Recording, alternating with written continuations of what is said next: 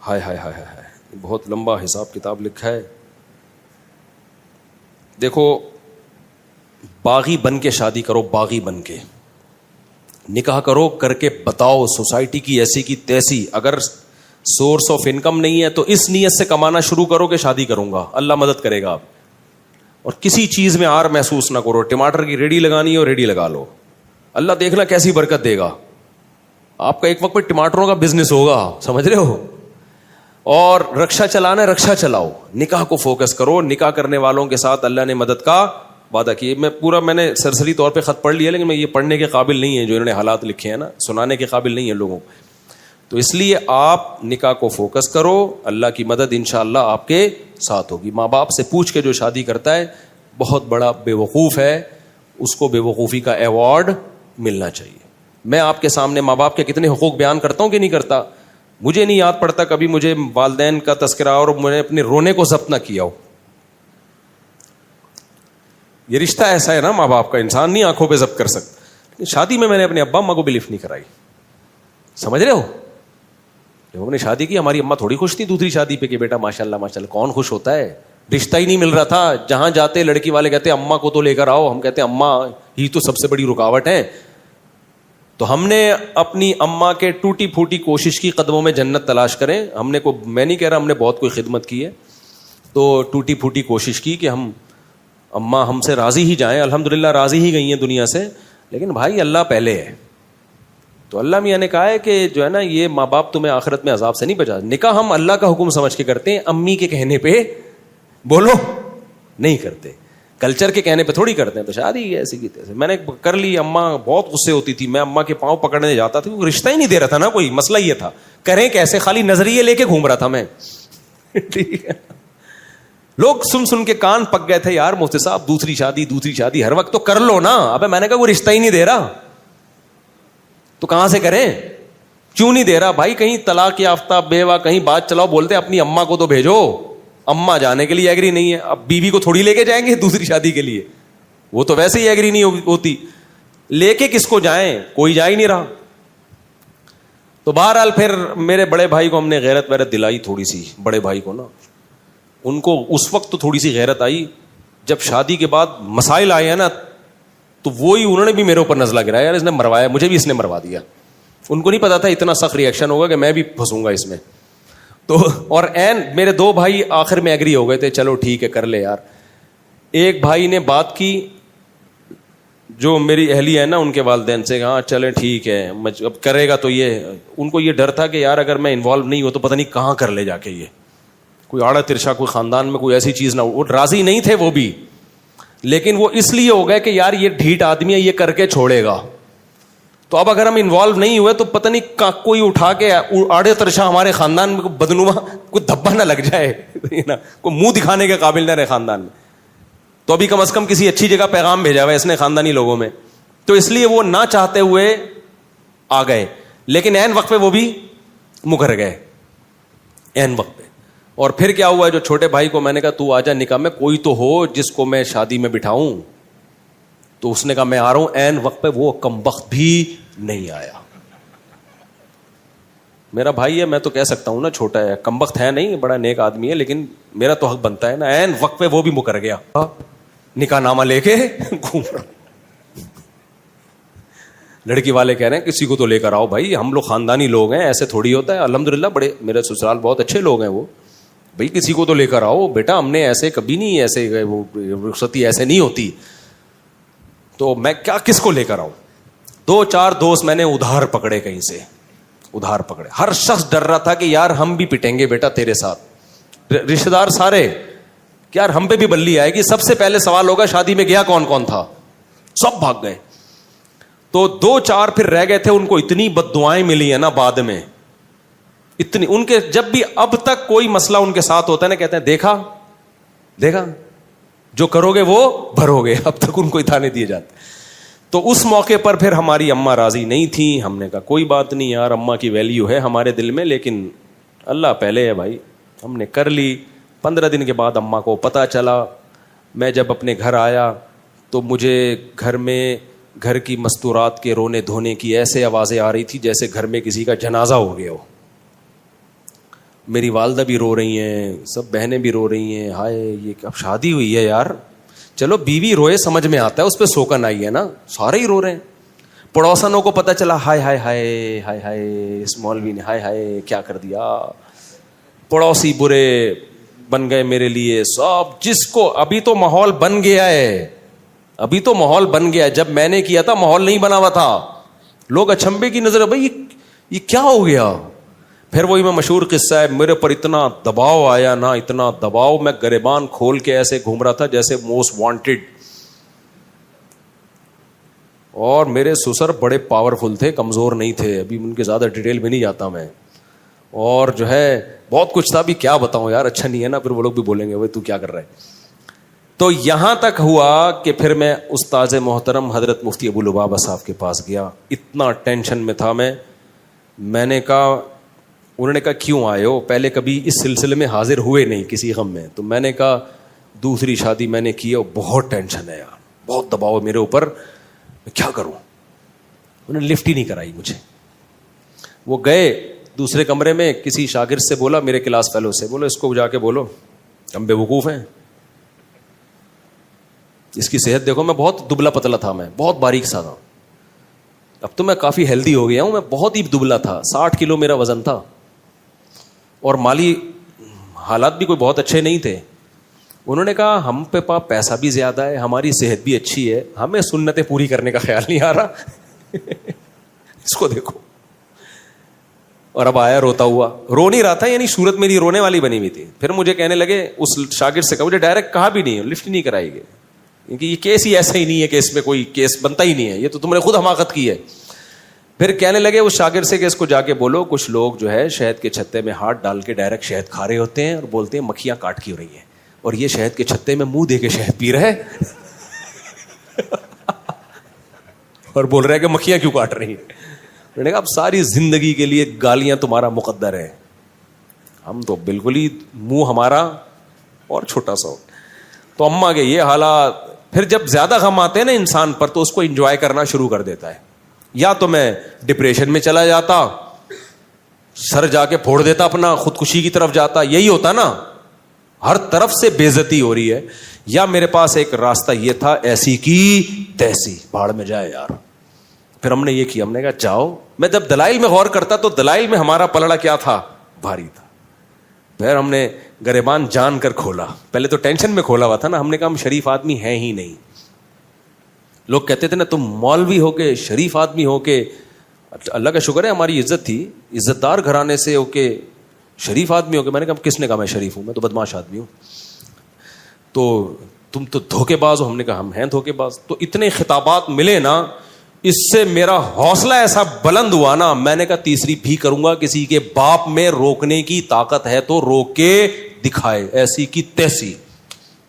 پھر جو میں پھڈے باز بناؤں نا, میں نے کہا یار اب ہمارے بڑوں نے بتا دیا تھا بیٹا زندگی گئی ہے پھڈوں میں. میں نے کہا ابھی نہیں, پھڈوں کو انجوائے کرنا ہے, ٹھیک ہے نا. یہ ہوا. تبھی تو میں کہتا ہوں دوسری شادی انتہائی ڈھیٹ قسم کے لوگوں کا کام ہے, یہ بغیرتوں کا, یعنی بہت ڈھیٹ قسم کے لوگوں کا کام ہے, سمجھ رہے ہو. اس میں بہت کچھ سننا پڑتا ہے, پھر برداشت کرو. پھر میرے اوپر دباؤ آیا, طلاق دو, اس کو دو یا اس کو دو, بہت دباؤ آیا میرے اوپر, دوسری کو چھوڑ دو. میں نے کہا میرے نا قتل کر دو, قتلے بنا کے بوری میں بند کر کے گدھوں کو کھلا دو, طلاق نہیں دوں گا میں. آج بڑے بےغیرت ہوتے ہیں, بےغیرت لوگ. دوسری شادی کی, عورت سے فائدہ اٹھایا, اور تھوڑے دنوں میں اس کو طلاق دے دی کہ جی میری پہلی بیوی کا دباؤ بہت تھا, میں مجبور تھا. ابے تو بے شرم آدمی, جب تیرے میں دم نہیں تھا تو نے کیا کیوں ہے؟ یہ بہت کیسز آ چکے ہیں. تبھی میں دوسری شادی والوں کو فوراً اپریشیٹ نہیں کرتا. جب کوئی آگے بتاتا ہے نا دوسری کی ہے میں نے, ابھی کی ہے, ابھی آگے پتہ چلے گا, فوراً چھوڑ دیتے ہیں. ذرا سا دباؤ آتا ہے, میں تعریفیں نہیں کرتا بھائی اپنی, لیکن موٹیویشن کے لیے بتانا پڑتا ہے. ہم نے جب کی ہے, ہم پر جو دباؤ آیا ہے نا آپ سوچ نہیں سکتے, بہت دباؤ آیا ہے. تو میں نے کہا کہ مجھے, یہ میرے الفاظ ہیں, آپ بھی سیکھ لو. میں نے کہا مجھے قتل کرو, چاپڑ لے کے بوٹیاں بنا کے کوؤں کو کھلا دو, یہ ہو سکتا ہے, طلاق نہیں ہوگی. اب غلط کیا, صحیح کیا, کر لیا, بس. سب کہہ رہے تھے غلط کیا, میں کہہ رہا تو چلو اس پہ مشورہ کریں گے, غلط کیا کہ صحیح کیا ہے, کر لیا. اب یہ ریورس نہیں ہوگا, یہ عمل, سمجھ رہے ہو, اب یہ عمل ریورس نہیں ہوگا. تو ایسے دھماکے کرنے ہیں تو کرو بھائی, ورنہ جیسے تمیز سے بیٹھے ہوئے ہو نا ایسے زندگی گزارو. لیکن خدا کی قسم اس ٹینشن کا اپنا مزہ ہے یار. اتنا مزہ آ رہا تھا نا گریبان کھول کے, ابھی ادھر جا رہا ہوں, آپ وہاں گالیاں سننے کو ملی, پھر ادھر آ رہا ہوں. تو اس سے اتنے فائدے مجھے زندگی میں حاصل ہوئے, اتنا کانفیڈنس. پھر میں نے کہا اب تیسری کروں گا, پھر پھڈے. ابھی میرا بیٹا مجھے کہہ رہا ہے ابا میری شادی کر دو, زبان سے نہیں کہہ رہا, ادھر ادھر سے اشارے کروا رہا ہے. تو میں نے پتا ہے کیا کہا ہے, میں کر دوں شادی, مجھے کوئی وہ نہیں ہے, میں بچوں کی شادی بر وقت کرنے کا قائل ہوں. ہاں میں لوگوں سے یہ کہتا ہوں کہ بچے میں اگر ذرا سا بھی خطرہ ہے نا کہ باپ پہ بوجھ بنے گا, پھر اپنے خرچے پہ نہیں کرو, کیونکہ بعض بچے ابا کے خرچے پہ کر کے پروڈکٹ ہر سال آتی رہے گی ان کی, وہ سارے خرچہ کون اٹھائے گا, وہ اپنی ذمہ داری نہیں اٹھاتے. تو پھر ایسے میں ماں باپ کو کبھی ترغیب نہیں دیتا کہ اپنے خرچے پہ بیٹوں کی شادی کرو. ہاں بیٹا سمجھدار ہے, آپ کو پتا ہے کہ یہ اپنی ذمہ داریاں پوری کرے گا, ابھی بے روزگار ہے, کل روزگار لگ جائے گا, تو پھر باپ کو چاہیے کر دے. لیکن مسئلہ میرے ساتھ ایک یہ آ رہا ہے کہ یار اگر میں اپنی بہو ابھی اسی گھر میں لے آؤں اور ساس بہو کے جھگڑے ہو گئے شروع, تو اپنے جھگڑے تو انسان نمٹا سکتا ہے, دوسروں کے نہیں نمٹا سکتا. تو پھر میں اپنے بارے میں بولتا ہوں تیرا کیا ہوگا کالیا, یعنی میرا کیا ہوگا کالیا, کیونکہ میں نے پہلے دوسری کی, پھر پھٹے ہوئے, پھر تیسری کی, پھر دوبارہ سے دونوں کے الگ سے پھٹے شروع ہو گئے, پھر چوتھی کی, پھر تینوں کے پھٹے. اب میں جا کے میری زندگی تھوڑا سکون میں آئی ہے, پھٹے مڈے ختم ہوئے, اب میں بہوؤں کے پھٹے شروع کر دوں, نہیں سمجھ میں آ رہی میرا خیال ہے. کیونکہ اب میں لے کر آیا تو میری بیگم کا پھٹا ہوا میری بہو کے ساتھ. مرد نہیں جھگڑے میں کرتا یار, مرد کا سسر کہے گا بہو سے کی خدمت کرنی ہے بیٹا کر لو, اللہ تمہیں جنت دے گا, نہیں کرنی تو بھاڑ میں جاؤ یار, ایسی کی تیسی. مرد اس چیزوں میں اگنور کر لیتا ہے. خواتین کے بڑے مسائل ہوتے ہیں, خواتین کے مسئلے ہوتے ہیں کہ جب آپ گھر پہ آؤ گے, آپ کی بیگم آپ سے بولو گی بہو نے آج مجھے یہ ٹکا سا جواب دیا ہے, کیا یہی تعلیم ہے شریعت میں؟ تو میں بہو سے پوچھوں گا کہ بھائی ٹکا سا جواب دیا ہے, جھوٹ بول رہی ہیں, یہ جھوٹ بول رہی ہیں, آپ جھوٹ بول رہی ہیں, میں کہ جھوٹی ہوں؟ بھائی وہ جھوٹی نہیں ہے, وہ سچی ہیں. پھر آپ اس سے پوچھو گے کہ خدا کی قسم پاگل ہو جاؤ گے نا, الٹے لٹک کے مر جاؤ گے, یہ فیصلہ کرنا کہ ان میں صحیح کون ہے غلط کون ہے, برباد ہو جائے گی تمہاری زندگی. سارے جمعے اتوار کے بیانات ختم, مسائل کے سیشن ختم, میں ساس بہو کے جھگڑے ہی بیٹھ کے نمٹاتا رہوں گا. میرا نظریہ یہ بھائی بہو لاؤ, بچوں کی شادی ٹائم پہ کرو, بولو بھائی آئے گی نہیں اس گھر میں, سمجھ رہے ہو, ٹینشن مت پالو اپنے لیے, آئے گی دوسرے گھر میں. اپنے بیٹوں سے جا کے ادھر ہی جا کے مل لیا کرو, بہو سے بھی عزت دے دے گی, ٹھیک ہے بیزتی کا خطرہ ہوا تو بیزتی سے پہلے نکل آؤ. کیا خیال ہے؟ آج کل کی بہویں مارکیٹ میں کہاں سدھری بھی آ رہی ہیں یار. میں جانتا ہوں جوائنٹ فیملیوں میں عزت دار لوگ بڑے تمیز سے رہ رہے ہیں, ہمارے اپنے ریلیٹیو ہیں, ساری بہویں اکٹھی بڑی لائف کو انجوائے کر رہے ہیں وہ لوگ, لیکن ہر جگہ ایسے نہیں ہوتا. اب ہم جب لائیں گے ہمیں کیا پتا یہ اگلا نکلے گا کیا, اچھے نکل آئے تو بہت اچھی بات ہے, نہیں تو بھائی ہماری تو زندگی برباد ہو جائے گی یار. تو میں جوائنٹ فیملی کا اس زمانے میں قائل نہیں ہوں. الگ الگ صاحب بچوں سے بھی میں نے بولا, ابھی ایک بچہ نے زیادہ اشارے بھیجے نا, میں نے کہا بیٹا گھر ارینج کر لے, شادی میرے خرچے پہ ہوگی تیری, یہاں نہیں آئے گی. اب آپ کہہ سکتے ہو مجھ سے آپ گھر بھی بچے کے لیے آپ ارینج کر لیں, اور میرے ماشاءاللہ 8 بیٹے ہیں, تو اگر میں 13 گھر میں چلاؤں گا تو IMF سے مجھے قرضہ دلا دو بھائی. اور بیٹے میں ایک بھی نالائق نکل آیا نا جس کو عادت ہو گئی ابا کا مال کھانے کی, وہ تو میرے بچے پیدا کرنے والے بیانات روزانہ سنے گا بیٹھ کے, خوب اسپیڈ سے بچے نکالے گا اور میری گودوں میں لا کے ڈالتا رہے گا. سمجھ رہے ہو؟ پھر بھی مجھے قبول ہے یار, ہمارا ظرف بہت بڑا ہے الحمدللہ, لیکن بگڑ جائے گا. ایسا ہوتا ہے نا کہ ابا جب تک میں کما نہیں رہا تو فی الحال میرے بچے بھی آپ پالیں, میری بیگم کو بھی آپ پالیں, کوئی بات نہیں, بہو بھی بیٹیوں کی طرح ہوتی ہے, پال لیں گے یار, جہاں اللہ نے اتنا کھلایا ہے اور کھلا دے گا. لیکن مسئلہ بگڑنے کا خطرہ ہوتا ہے کہ جب فری پھوکٹ کی لڑکوں کو عادت پڑتی ہے نا, ایک دفعہ بگڑ گئے تو قیامت تک نہیں اٹھتے. تو لڑکوں پہ تو ذمہ داریاں ڈالو. ایک واقعہ سنا کے اس ٹاپک کو ختم کرتا ہوں. ہمارے ایک جاننے والا ٹھیکیدار ہے, بہت پیسہ ہے اس کے پاس. میں نے کہا یار تمہیں اللہ نے اتنا نوازا ہے, اتنا تم کما رہے ہو. کہتا ہے یہ سب میرے باپ کی مہربانی ہے. میں نے کہا شاید اس کے باپ نے بہت پیسہ دیا. کہہ رہے نہیں, میرے باپ نے میرے سامنے سے روٹی چھین لی تھی. کہہ رہا میں ہڈ حرام تھا ونس اپون اے ٹائم, باپ کے ٹکڑوں پہ پلتا تھا, گھر آ کے کھاتا رہتا تھا, اور جا کے لڑکوں میں بیٹھ کے سٹے. کہہ رہا میرا باپ سمجھاتا رہتا تھا بیٹا کچھ کر, بیٹا میں کرتا نہیں تھا. ایک دن باپ نے میرے سامنے سے کھانا ہٹا لیا, بولا آج کے بعد تو اپنے خرچے پہ کھائے گا. کہہ رہا اس وقت تو مجھے بڑی بے عزتی, لیکن باپ نے میری خیر خواہی میں کیا, سمجھ رہے ہو, مجھے اپنے پاؤں پہ کھڑا کرنے کے لیے. کہتے ہیں نا مجھے چلنا سکھانے کو سہارا چھین لیتا ہے. بچوں سے بعض دفعہ سہارا چھینا جاتا ہے تاکہ اپنے پاؤں پہ چلنا سیکھیں. بچہ سمجھتا ہے میرا باپ ظالم ہے, مجھ سے بیساکھی چھین رہا ہے. بھائی ڈاکٹر یا باپ بیساکھی آپ سے اس لیے نہیں چھین رہا کہ آپ کو وہ گرانا چاہتا ہے, وہ آپ کو اپنے پاؤں پہ کھڑا کرنا چاہتا ہے. بعض دفعہ اللہ کی طرف سے ایسے حالات آتے ہیں کسی نوجوان پہ کہ وہ اسٹیبل ہو جاتا ہے, وہ اپنے پاؤں پہ کھڑا ہو جاتا ہے. تو شاعر نے اسی کو کہا مجھے چلنا سکھانے کو سہارا چھین لیتا ہے. اللہ بعض دفعہ سہارا چھینتے تاکہ تم خود چلنا سیکھو. کہہ رہے ہیں میرے باپ نے میرے سامنے سے کھانے کی پلیٹ ہٹا لی اور کہا اب تو اپنے خرچے پہ کھائے گا. کہہ رہا اس وقت تو مجھے بڑی بے عزتی محسوس ہوئی, لیکن جب ہوش آیا تو میں سمجھ گیا. اس کے بعد میں نے کمانا شروع کیا, محنت کی, اور آج کروڑوں میں کھیل رہا ہے وہ آدمی. تو ڈر یہ بعض دفعہ ہوتا ہے کہ آپ اپنے بچوں کی اپنے خرچے پہ کرانا شروع کر دو, پتہ چلا وہ کیا بن گئے, اپاہج. تو کراؤ ضرور. لوگ مجھے کہتے ہیں مفتی صاحب کبھی آپ بیان کرتے ہو اپنے خرچے پہ بیٹوں کی شادی کرا دیا کرو, کبھی آپ کا بیان آ رہا ہے نہیں کرایا کرو. بھائی یہ بچوں کی نوعیت پر ہے.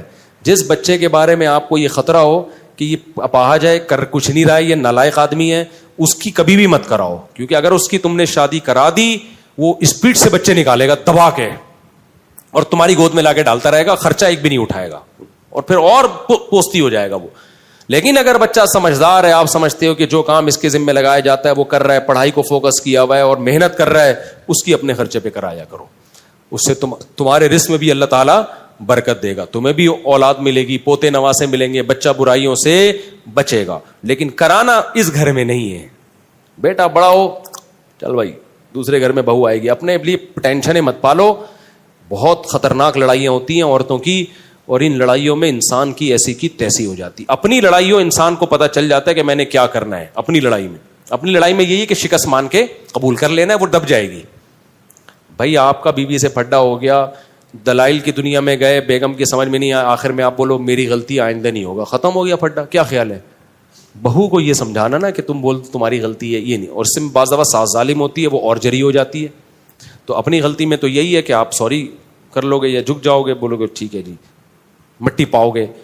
تو لیکن خواتین کے میں ایسا نہیں ہوتا. وہ کہتی ہیں جس کی غلطی ہے اس کو سزا ملنی چاہیے, اور کون غلطی مانتا ہے اس زمانے میں. وہ ایک آدمی کی شادی ہوئی, 100 سال ہو گئے, بڑا ہینڈسم اسمارٹ نکلا نا وہ.